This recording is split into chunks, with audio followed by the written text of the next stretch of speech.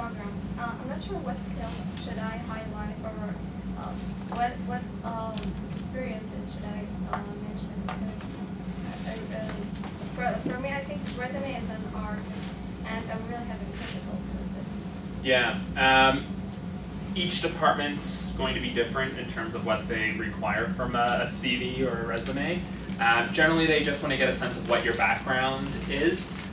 So obviously highlighting your educational background. If you have any work experience in business, then that should be included on it. The resume itself isn't going to have as big of an impact on your offer of admission. Especially for business, the key thing is going to come down to your GMAT, minimum 550 on the GMAT for an MBA program. That's going to be what's key for that. With a CV, you do also want to highlight a couple of extracurricular things that you've done, so any leadership activities, stuff like that should be highlighted on your CV. It shouldn't just be academics or just be research or just be work experience. It should include a little bit of everything to kind of give a sense of who you are as a person. Should we mention hobbies or things like that? Yeah, you can. And a lot of departmental websites, including the Sprott School of Business, should have more guidelines on that on their websites as well. And if you are really concerned about it, you can always email the graduate administrator. So for business, it's Leanne Mazzulli, and she's really good about getting back to students and addressing their concerns. Okay, there's a guy, he has a question, but he felt like shy to ask a question. Okay. So he's saying he has a low GPA in his bachelor degree, and he wants to apply for Carleton, and he has more than 10 years of experience. Would the experience help in this matter? Not really. We do need to have the minimum academic requirements met in order to be qualified for admission to a graduate level program. Yeah. So work experience will help your overall application, but we need to have the minimum requirements. Now the minimum requirements required by the Faculty of Graduate and Postdoctoral Affairs is a B- overall, and a B+ in your major, your bachelor major. So those are the requirements. The equivalent for a B+ is about 85 to 89% out of 100, and the minimum requirement overall, the B- is roughly 80 to 84% for that. So that kind of gives you a general idea of what the base minimum is. Yeah. One of my friends was studying at OU in graduate actually in software engineering, but he had difficulty with management job at OU because one course left to complete his graduation. Okay. And he applied the master in Carleton University and then put him as a position of specialist student. In this case, he can apply for he admitted as a full-time student in Carleton University, and he didn't finish his course of bachelor. I mean, just one course left to finish his graduation. In order to do a master's program at Carleton, you need to have a bachelor's degree, so you need to complete it. So he would need to complete his bachelor's degree and get the diploma and the piece of paper from the University of Ottawa saying that all degree requirements have been met. But in this case, there's no possibility to get the acceptance from Carleton University. I mean, in his case, because this the subject he's taking now is as a lecture subject. Right. So if he's taking it now, yes. Do you know when he's going to be finished the Yes, course? in this course. And I mean this semester. So he should be graduating in probably June or the June convocation. So that's fine. So he would be able to apply. If he's admissible, then the offer of admission would be conditional on completing all the program requirements at the University of Ottawa and getting the degree. Yeah. So he would be able to apply, and depending on what the department sees, they may give a conditional offer based on the final diploma.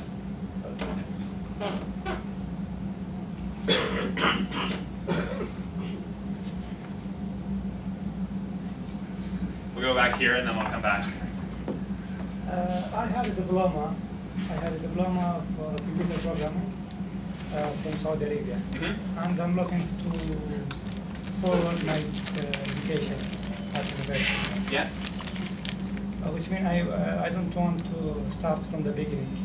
Okay. Yeah. How many years did you do your diploma? 2.5.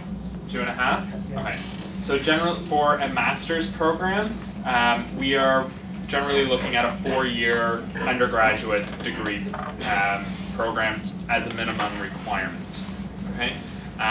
With the diploma program, it's not going to be high enough. If that's your highest level of education, it's not going to be high enough for you to apply to a master's program. You'd have to apply to a bachelor's program, and then depending on the courses that you took, some of them may be transferable to the bachelor's. You won't get everything transferred over, so you won't come into 3rd year standing or 2nd year standing. You'd probably get like half of 1st year maybe, depending on what the courses were. But you have to complete a bachelor's program first in order to do a master's.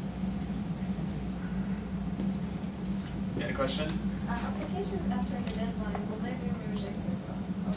No, that's a very good point. On our website, you'll see 2 deadlines. One deadline is guaranteed consideration of admission. That's the early deadline. So that just means that they're guaranteed to look at your application. The second deadline is, I forget what the actual wording says, but it's something along the lines as may be considered for admission if there is space left in the program. So they're going to look at everyone who's applied by the first deadline, and then depending on how many spaces are left over, then they'll start looking at everyone else after that. The second deadline for most programs is August 31st. That's why there's a second deadline and why you can submit an application after the initial deadline. It's not a guarantee that they're actually going to be looking at your application. But the department can give you a general idea of whether or not it's worthwhile to submit an application before you actually do.